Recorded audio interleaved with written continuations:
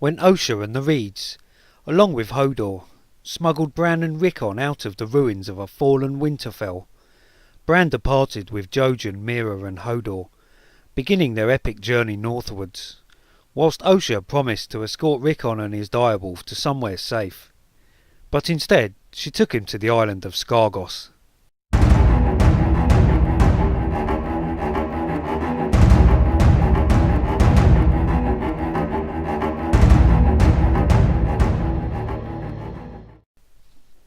For Skagos is possibly one of the least safest places in the whole of the Seven Kingdoms.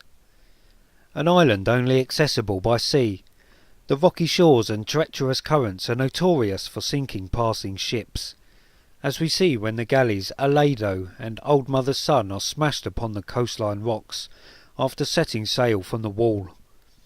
Countless other wrecks are spotted around the isle, as reported by both Sam Tarley and Cotter Pike, along with the corpses of the sailors who were aboard. So even the journey there is perilous, but those fortunate or unfortunate enough to make the island will find only more danger awaits them on the land. Being located to the far northeast of Westeros, roughly in line with the Wall, and isolated from the mainland, the environment on Skagos is every bit as inhospitable as the people who live there. The Skargosi are large and smelly creatures by all accounts, who live in caves or mountain fasts. They call themselves the Stoneborn and have little contact with the rest of the Westerosi Northerners, who generally despise them, and regard the Skargosi as nothing but raiders and savages, not unlike wildlings. They're considered to be a backwards people, who perform blood sacrifice rituals to weirwood trees, and are even said to be cannibals. The stories say that the neighbouring island of Skane has been uninhabited since the Skargosans invaded, stealing all the women and eating all the men. The stories also say that they ride big shaggy one-horned goats into battle, otherwise known as unicorns. So with all of this in mind, the island of Skagos hardly seems to be safe refuge for a boy of 5, even with his direwolf in tow. Osha may be from the lands beyond the Wall, but she'll be of little use should the Skargosi decide to make Rickon their next sacrifice to the weirwood trees, or if they decide to make him their next lunchtime meal.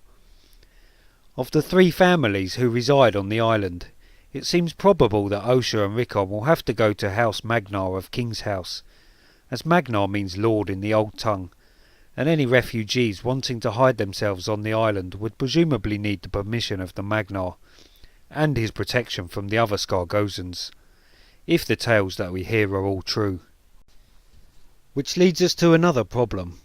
The Skargosi have a history of warring with the Starks of Winterfell, and fought a rebellion against them that lasted for years and left thousands dead, and such things are not easily forgotten, so Osha and Rickon Stark might not find themselves as welcome as they might hope.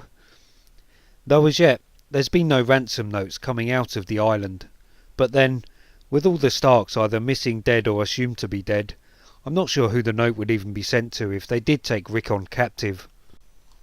So we're forced to ask the question, why did Osha take Rickon to Skagos? Does she know something that we don't? The answer to this might just be in the age-old tradition of human prejudice.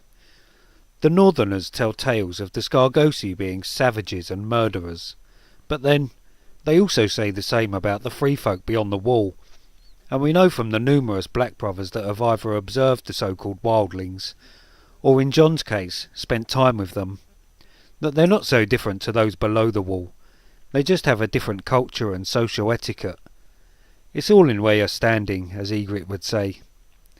So could it be that it's the same with the Skargosi? Perhaps. Until we get to meet any or visit the island, it's impossible to say.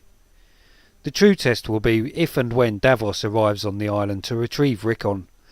Only then will we get to see what kind of people the Skargosi really are. And if they should turn out to be as terrible as the stories make them out to be, then Rickon is probably already dead. But that seems unlikely. One final point of interest about Skagos is the big shaggy single-horned goats known as unicorns. When Leaf tells Bran in the cave of the three-eyed crow, the unicorns are all but gone. I can't help but wonder how many will be left after Shaggy Dog has been at them. It's implied that he's killed at least one in the time they've been on the island, and if they were all but gone before, could the direwolf's presence prove to be the final nail in the coffin of the unicorns?